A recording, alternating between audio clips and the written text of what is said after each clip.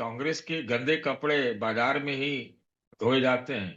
भाजपा वाले अगर धोते भी है तो पता ही नहीं चलता है कब सुखा देते हैं। जिस दिन ये फैसला घोषित हुआ उसी दिन वोट चोरी के खिलाफ राहुल गांधी की रामलीला मैदान में रैली हो रही। शाम शाम तक तो सुर्खियां जो नितिन नवीन की नियुक्ति ने ही बटोर ली कि नितिन नवीन की के नाम की जो घोषणा हुई है, मैं समझता हूं कि बहुत बड़ा फैसला है। जो परिवार वाला बात है तो वो भी शायद भारतीय जनता पार्टी ने वो ध्यान नहीं रखा, बड़े नेताओं को छोड़ दिया। ये बात तो बिल्कुल, ये भी सुर्खियों की बात है। तो क्यों इनको चुना गया? इतना तो नितिन नवीन का कद बड़ा नहीं था कि इनके परिवार का आरएसएस से भी बहुत पुराना अच्छा संबंध रहा है। अगर एक समानांतर बहुत मजबूत अध्यक्ष होता है तो वो उसके लिए दिक्कत हो जाती है। अब ये ज्यादा 3-5 करने वाले हैं नहीं, लकीर के फकीर होंगे, इस लिहाज से सूट करते हैं वो। सत्ता को भी सूट करते हैं, पता नहीं आरएसएस को भी सूट करते हैं कि नितिन नवीन के आने के बाद अ, बिहार में भी कुछ समय बाद कुछ न कुछ होगा। तो क्या अभी बीजेपी का जो मिशन बिहार है वो अभी कंटिन्यूटी में है? तो हमको लगता है ये लोग नीतीश और लालू के बियॉन्ड की राजनीति देख रहे हैं। ये भाजपा के काम करने का तरीका है। मोदी जी के बियॉन्ड भी देखना शुरू कर दिए कि आगे क्या। नए समीकरण में ये साफ दिखता है कि अमित शाह का बोलबाला बढ़ा। भाजपा संगठन में आप देखेंगे कि बहुत सारे लोग जो है एकदम डाई हार्ड सपोर्टर हैं अमित शाह के। भारतीय जनता पार्टी का जो कोरियोग्राफी है ना, और खास तौर से प्रचार में वो कोई मौका नहीं चुकते। प्रोपेगेंडा प्रचार में मैंने कल मजाक मजाक में एक चैनल पे कहा जी। कि ये लोग वोट चोरी का कह रहे थे, बीजेपी तो मीडिया चोरी में भी उस्ताद है कि अब सुर्खियां चोरी कर। हमें इस बारे में जानकारी नहीं है कि सहज हैं या नहीं है। सहज तो उनको होना पड़ेगा। हुमायूं कबीर बंगाल में हाँ। एकाएक पैदा हुए, नेता भी हो गए, बढ़िया नेता बना दिए जाएंगे, या पार्टी भी 135 सीट पर लड़ेंगे भी, मस्जिद भी बनवा रहे हैं। ये भी कहा जा रहा है कि भाजपा का उनको बरदहस्त प्राप्त। जो योगी विरोधी ताकतें हैं उनको एक स्थान मिल गया है।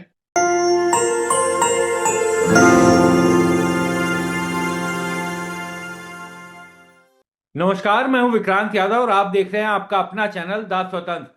बीजेपी ने तमाम बड़े नेताओं को पीछे छोड़ते हुए 45 साल के अपने बिहार से विधायक नितिन नवीन को पार्टी का राष्ट्रीय कार्यकारी अध्यक्ष बनाया गया है। और कयास ये लगाए जा रहे हैं कि वही अब पार्टी के राष्ट्रीय अध्यक्ष भी बनेंगे, क्योंकि जेपी नड्डा भी जब अध्यक्ष बने थे तो उससे पहले कार्यकारी अध्यक्ष बनाए गए थे, बाद में अध्यक्ष पद पर उनको बिठाया गया था। हमारे साथ बात करने के लिए मौजूद हैं वरिष्ठ पत्रकार सतीश के सिंह साहब। सर, किस तरीके से इस फैसले को देखा जाए, बीजेपी का नए अध्यक्ष नितिन नवीन की नियुक्ति को? देखिए, सबसे पहले तो ये है कि जिस दिन ये फैसला घोषित हुआ उसी दिन वोट चोरी के खिलाफ राहुल गांधी की रामलीला मैदान में रैली हो रही। तो शाम शाम तक तो सुर्खियां जो नितिन नवीन की नियुक्ति ने ही बटोर ली। तो आप समझिए भारतीय जनता पार्टी कोई मौका नहीं छोड़ती। अब हेडलाइन में यही है, आप भी डिस्कस यही कर रहे हैं, है कि नहीं? आपने अगर सोचा भी होगा वोट चोरी पर कल डिस्कस करने के लिए तो आपको ये करना पड़ेगा। तो पहली बात यह है। दूसरी बात यह है कि नितिन नवीन की के नाम की जो घोषणा हुई है, मैं समझता हूं कि बहुत बड़ा मतलब फैसला है। 45 साल के, 45 साल के, और ये 50,000 वोट से फिर इस बार जीते हैं। जानता हूं भी मैं उनको, है कि नहीं? इनके पिताजी एमएलए थे, और अचानक उनका निधन हो गया। उसके बाद ये फिर आए इसमें, पॉलिटिक्स में। तो जो परिवार वाला बात है तो वो भी शायद भारतीय जनता पार्टी ने वो ध्यान नहीं रखा, या फिर योग्यता है इसको ध्यान में रखा है।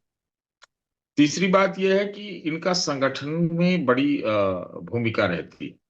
ये मैं व्यक्तिगत रूप से मुझे मालूम है कि छत्तीसगढ़ चुनाव में इनका वो बहुत बड़ा काम था, जब किसी ने सोचा नहीं था कि वहां पर बीजेपी जीत भी सकती है, क्योंकि कांग्रेस का वो स्टेट बढ़िया से माना जाता था। वहां पर नितिन नवीन शायद प्रभारी थे या सह प्रभारी थे, क्योंकि उस दौरान उनसे हमारी बातचीत हो रही थी।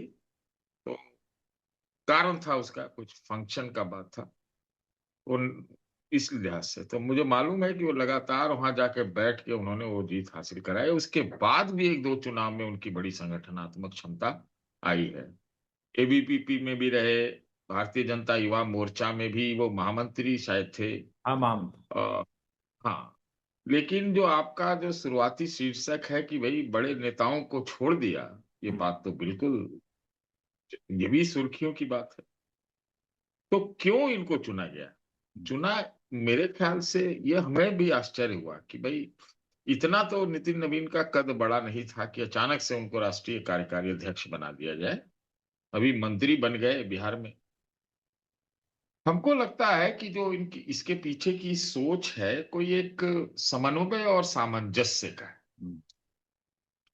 क्योंकि आरएसएस की बात आ रही थी, फिर बीजेपी में अलग अलग सुर्ख थे, उसकी बात आ रही थी। और यही सबको पता था कि बिहार के चुनाव के बाद ये घोषित होगा नया राष्ट्रीय अध्यक्ष, लेकिन अभी तो कार्यकारी अध्यक्ष है। अ, जो समन्वय की बात मैंने की, हमको लगता है कि एक चॉइस है जो फ्यूचर मतलब भविष्य को देखते हुए आरएसएस और बीजेपी के लीडरशिप दोनों की बढ़िया से सहमति होगी तभी ये हुआ है। क्योंकि इनका, इनके परिवार का आरएसएस से भी बहुत पुराना अच्छा संबंध रहा है। और तो इस लिहाज से देखा जाए तो, और एक और बात यह है कि एक तो चलिए सहमति हुई,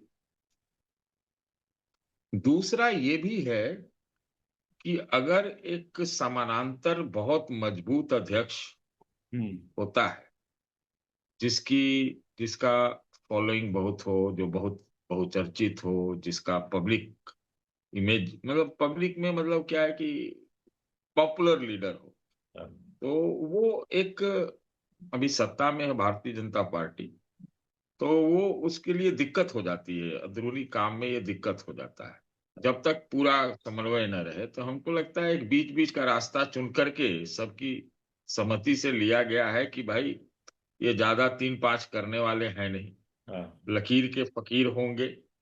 एक जो कहते हैं एसर्ट करने वाला, दबदबा जमाने वाला, शायद वो ना हो।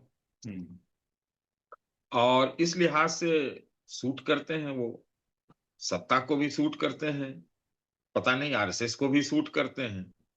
तो इस लिहाज से हमको लगता है ये नियुक्ति हुई है, और आश्चर्यचकित करने में तो भारतीय जनता पार्टी माहिर है। एक और बात जरूर कहूंगा विक्रांत जी, जी।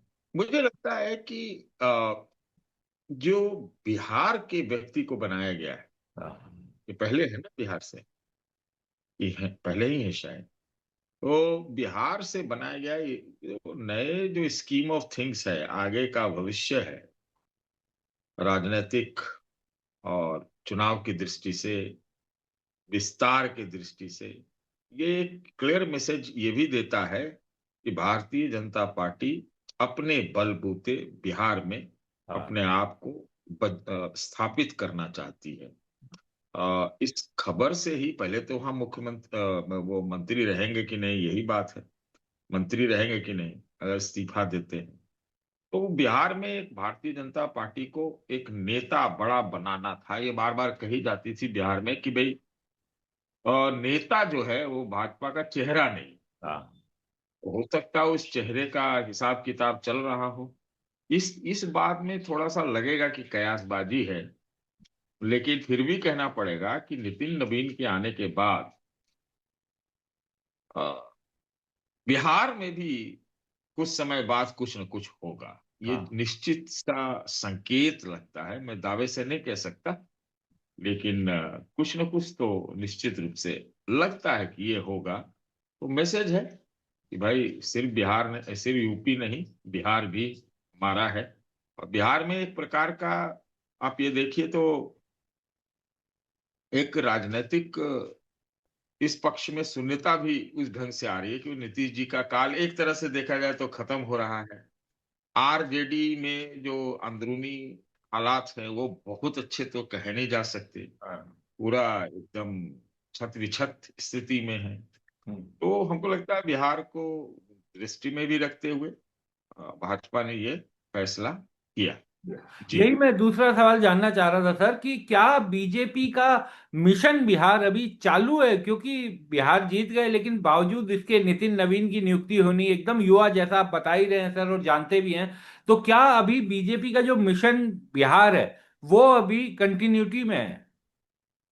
देखिए, हमको लगता है कि बिहार में भाजपा का मिशन शुरू हुआ है। हाँ, आप इसको ऐसे देखिए, हाँ, जो अब तक था वो जनता दल यू के साथ मिल के चल रहे थे और उन्होंने वो राजनीति की जिसमें गठबंधन की राजनीति हुई और थोड़े छोटे-छोटे दल। अब उनका निश्चित रूप से ये है कि है तो यूपी में भी गठबंधन इनका, हम्म, लेकिन बहुत छोटे-छोटे। तो आगे वो प्रमुख भूमिका लेना चाहते हैं, इसमें तो किसी को शक नहीं होना चाहिए। हम्म, ये तो ये नहीं तय था कि मुख्यमंत्री का चेहरा नीतीश जी है या नहीं है। बाद में कुछ कोई परिवर्तन हुआ। तो हमको लगता है ये लोग नीतीश और लालू के बियॉन्ड की राजनीति देख रहे हैं। बिहार में भी ये लोकल स्तर पर और जो केंद्रीय स्तर पर है, देश के लेवल पर है, अब ऐसा तो नहीं है कि नितिन नवीन जी एक रैली बुलाए उनके नाम से। संगठन की दृष्टि से तो लोग आ जाएंगे, लेकिन उनके व्यक्तिगत भी इस तरह से तो लगता है जैसे एक रहस्य से निकल के उनको लाया गया है, निकाल के। वो तो उतना उस तरह का नहीं है जो योगी का है, जो योगी का है। हाँ, चलिए, भारतीय जनता पार्टी संगठन को दूसरा नितिन मिल गए हैं। हाँ, गडकरी जी भी अध्यक्ष थे, हाँ, अब ये भी मिल गए हैं। तो यही है कि एक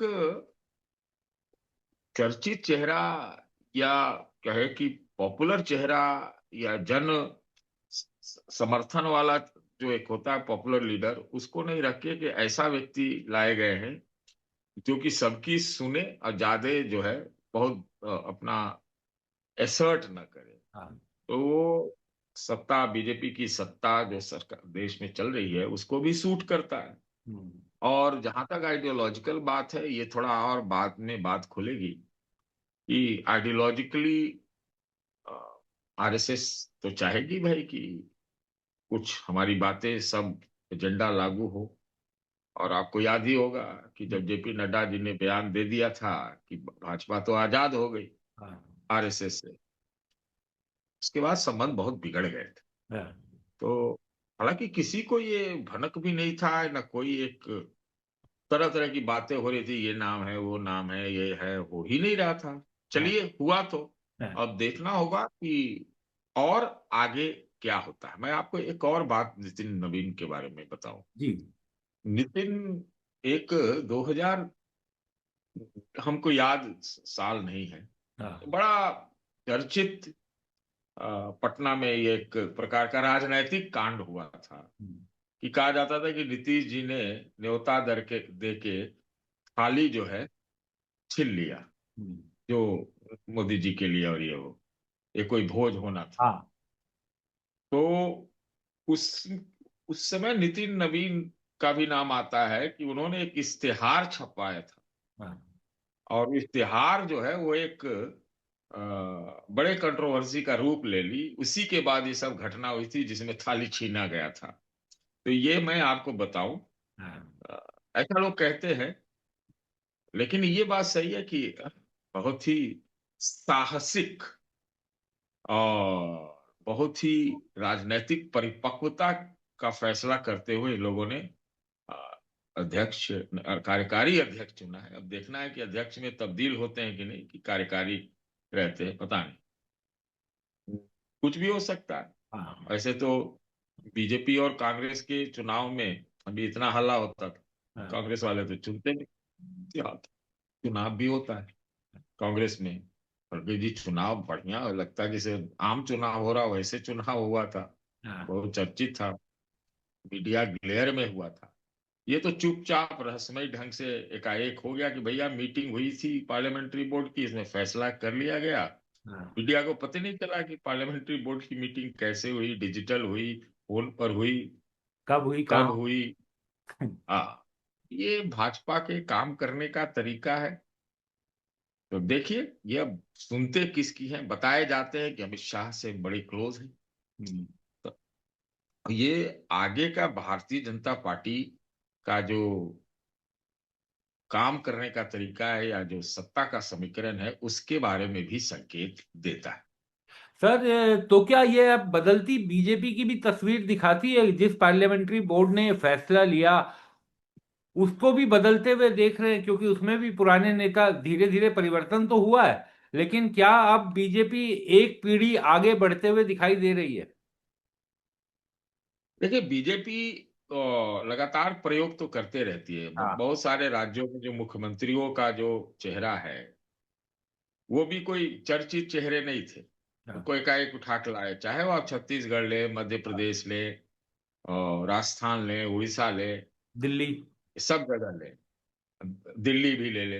हम्म। तो जो चर्चित रहते हैं वो शायद वो चेहरा नहीं बनते हैं, एक देवेंद्र फडणवीस को छोड़ करके, अगर आप देखें तो। ये समीकरण बदलने के संकेत तो हैं ही। और भाजपा में ये बात चलती थी संघ में कि भाई भविष्य की बात करें, देश युवा है, इस लिहाज से उसको सही ठहराएंगे।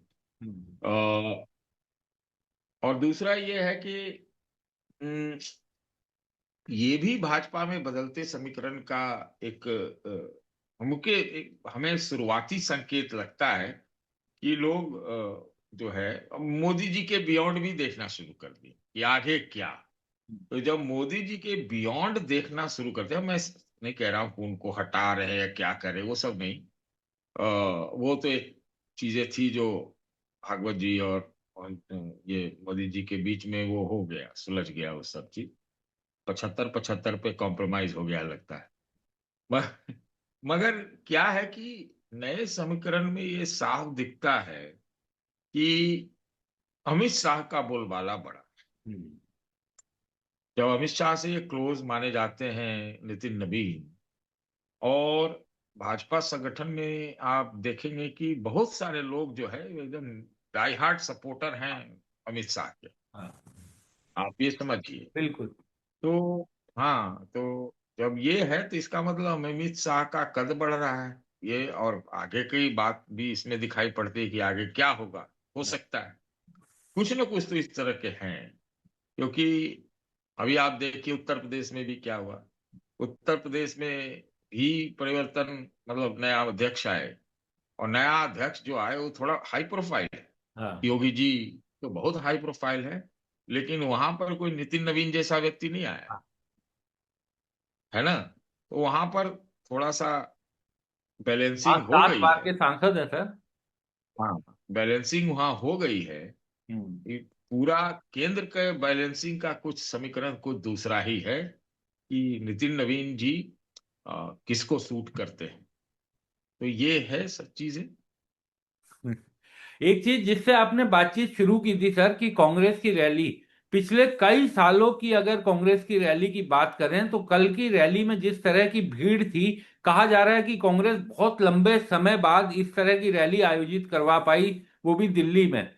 तो उसी दिन शाम को अचानक जब ये माहौल बनना शुरू हो गया था, राहुल गांधी का भाषण हो गया था दोपहर बाद, और उसके बाद अचानक से एक रिलीज आती है जिसमें इनकी नितिन नवीन की नियुक्ति की खबर होती है। तो क्या ये टाइमिंग भी बहुत सोच समझ कर की गई थी? ये देखिए, टाइमिंग भारतीय जनता पार्टी का जो कोरियोग्राफी है ना, और खास तौर से प्रचार में वो कोई मौका नहीं चुकते। हम्म। प्रोपेगेंडा प्रचार में कोई मौका नहीं। आप कम से कम, मैं 50 उदाहरण हम्म। दे सकता हूँ अगर आप आधा घंटा बाद बात करें हाँ। हमसे तो। इस दिन ये हुआ तो भाजपा से ये हुआ, तो पहली वाली जो चीज अपोजिशन कैंप की कुछ चर्चा बन सकती थी वो खत्म हो गया भाजपा के उससे, हाँ। है कि नहीं। और मीडिया भी इसी को पकड़ता है। हाँ। तो ये भी है। इस लिहाज से वो सारा कुछ सेट रहता है, टाइमिंग, कार्यक्रम, घोषणा, वहां तो सब कुछ ऑर्केस्ट्रा के हिसाब से चलता है। हाँ, ये खबर इस दिन ये करेंगे तो इसका जवाब ये, इस दिन ये करेंगे तो इसका जवाब ये, तो वो जवाबी मोड में रहते हैं, चुनावी मोड में रहते हैं। कोई जगह वो नहीं देना चाहते। मैंने कल मजाक मजाक में एक चैनल पे कहा जी। कि ये लोग वोट चोरी का कह रहे थे, बीजेपी तो मीडिया चोरी में भी उस्ताद है कि अब सुर्खियां चोरी कर। हाँ।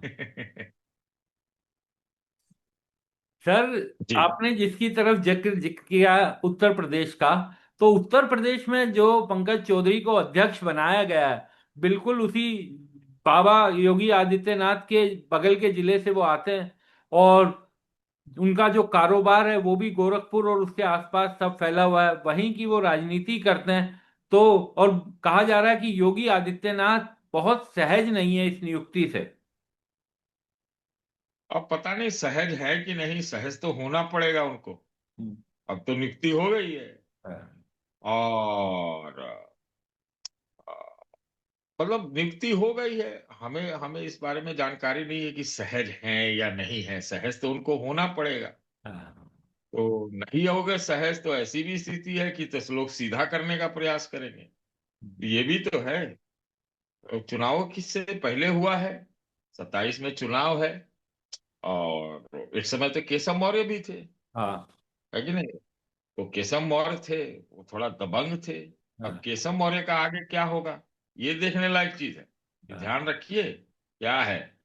क्योंकि चौधरी साहब मेरी सूचना के हिसाब से वो ऐसी जाति से आते थे, बिहार बिहार जैसा।